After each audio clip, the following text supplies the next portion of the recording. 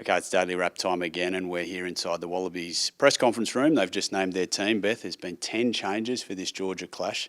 We're going to have to walk through these ones. There are 10 changes. Look, it's probably no surprise they've restored some of the stronger team elements, if you like. But let's look at that back line. Matt Tamurin at number 10.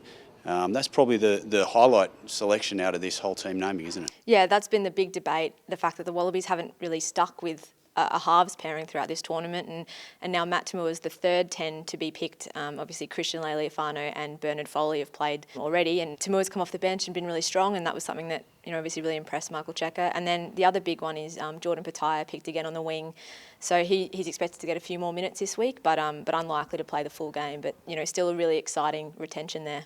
Okay, we'll jump into Michael Cheika's explanation of that shortly, but moving into the forward pack, Sekope Kepu's come in for Alan Alatoa at tight head prop. The other big change there, I suppose, is that Michael Hooper has been benched. He's rested, and David Pocock is captain. That's a different back row look again. Yeah, they can't seem to fully give Michael Hooper a full game rest. He doesn't like to be left out of a team. But yeah, coming off the bench, David Pocock to skipper, and Jack Dempsey and Isi Naisarani seemingly, competing for that final spot in the back row, with Hooper expected to come in again next week. Okay, so there's a concerted effort not to look towards the quarterfinals, but Michael Cheika spoke about competition being part of the plan. He's spoken about there being a selection plan for this World Cup, and he said today that, look, this heated competition for spots, that's all part of the plan. They're getting the best out of the players in the team with this competition. Yeah, and it's been a bit of a cornerstone of Michael Cheika's tenure. He hasn't really kept the same team week to week for much of his last 4 years, and it's coming to fruition at the World Cup. And it's an interesting strategy because it's not one that you see many teams deploy. And whether it pays off will be one of the big questions, and whether it's been affecting the cohesion of the team. Those slow starts when you have different combinations starting each and every week, is that kind of stopping their progress each first 20 minutes takes them a while to get in the game. So it'll be another big test for that element of the team this weekend. Yeah, there's a strong argument that changing the players each time would affect the cohesion and as you say, affect those slow starts. We asked Michael Cheika that very question, and here's what he had to say. Well, we've got the most capped side here. We've got a lot of experience. There's no excuses. Like, just concentrate better and take the opportunity. It's not like we're not playing well there. We're creating opportunities at starts of games, but we're not capitalising on them, and that just takes that little bit of extra concentration on staying in the moment. Don't think about the big. I think sometimes at the start of the game we're thinking about the bigger picture of the game. Just get in there and play what's in front of you and the moment that's there, and then it'll happen for us. Obviously other teams are coming hard at us because they know that's an opportunity to try to get us there. So we just got to lift our standard there. And so Michael Cheika was actually also happy enough to admit today that they are looking at that high tackle area. It's probably pretty obvious to everyone else, but there's an overall focus on improving the discipline, and we talk about first halves giving away far too many penalties. And what we saw in that Uruguay game was 4 penalties for high tackles. So Michael Cheika finally talking today about the need to get that right.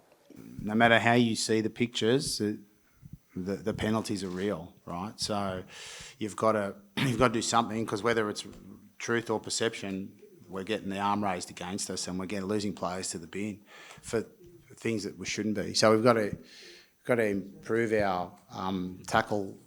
I suppose the tackle area as a whole. I think just get a bit better there. We've worked on some things. I'm not going to really go into them in detail here, but we've worked on a few things that we want to try and do in this game, and we'll see if they work for us. That will give us a better defensive line and better height in the tackle.